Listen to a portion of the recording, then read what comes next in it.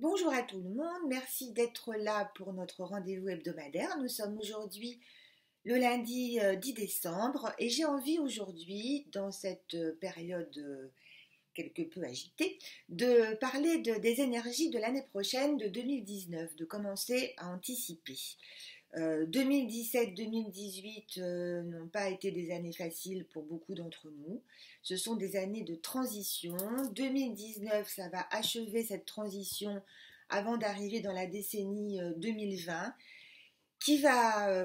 dans laquelle on va assister, je pense, et pas que moi, des gens beaucoup plus intelligents que moi, à de réels changements, à des changements profonds, aussi bien collectifs qu'individuels, mais bon, je parle principalement au niveau individuel aujourd'hui en tout cas. Donc il faut bien la préparer et passer par 2019. Alors 2019 c'est une année 3. Alors le 3 c'est quoi? Le 3 c'est la communication, l'adaptabilité, la mobilité, la créativité. C'est une année d'action très dynamique. Pour ceux qui aiment l'action, là, ils vont être servis. Donc c'est le moment d'enclencher des choses aussi. Il va y avoir une énergie comme ça très porteuse. Le 3, c'est un nombre d'expressions également, donc de verbalisation. C'est l'année du verbe, 2003. La parole se libère encore davantage. Ça a commencé depuis un an et demi, mais là, ça va continuer. On va avoir besoin vraiment de tout sortir. Et c'est l'occasion, là, l'année prochaine, vraiment, c'est la dernière occasion, ça fait un peu apocalypse, je ne vais pas présenter les choses comme ça, mais en tout cas, ça va être un très très bon moment pour casser nos vieux schémas. Donc c'est le moment de regarder, là, de faire un petit bilan d'ici la fin décembre. Qu'est-ce qui ne va pas, qui ne fonctionne plus dans nos vies, nos modes de fonctionnement, se responsabiliser, de ne pas répéter les mêmes erreurs, de vraiment se pencher là-dessus pour casser nos vieux schémas définitivement et pour pouvoir passer à autre chose. Voilà. Donc le revers, il y a un côté très positif en année 3, ce côté dynamique, c'est bien, au moins ça va bouger. Le revers de la médaille, c'est aussi un excès de vanité, d'arrogance, de superficialité, de ne pas forcément aller jusqu'au bout des choses, d'avoir tendance à parler pour ne rien dire, de tout ce côté comme ça qu'il va falloir canaliser et de pas trop se la péter. Voilà, si je peux résumer les choses simplement.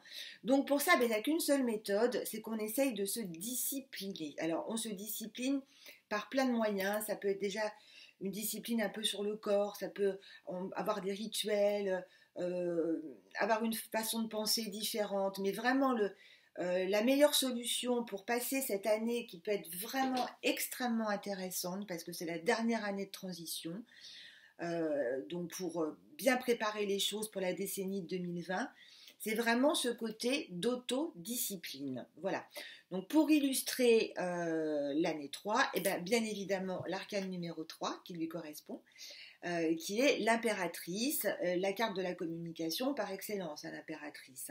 Donc là, elle trône, le dossier de son trône peut nous rappeler un peu la forme des ailes d'ange, donc il y a un côté un peu protecteur.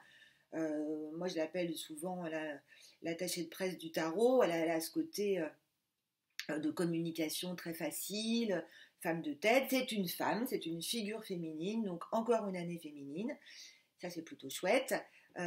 Donc l'impératrice, c'est les petits voyages aussi, les petits déplacements, donc vraiment la communication dans le sens large du terme.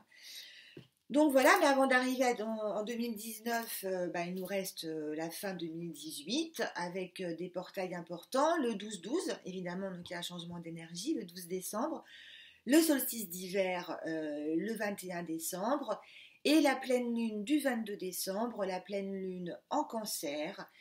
Une pleine lune qui va nous apporter beaucoup d'excitation, mais pour le coup, ça pourrait être un peu dans le bon sens, donc avec des jolies surprises et un climat comme ça plus enthousiasmant. En tout cas, je l'espère. Voilà, je vous fais des gros bisous à tous, je vous souhaite une belle semaine et je vous dis à bientôt. Ciao, au revoir.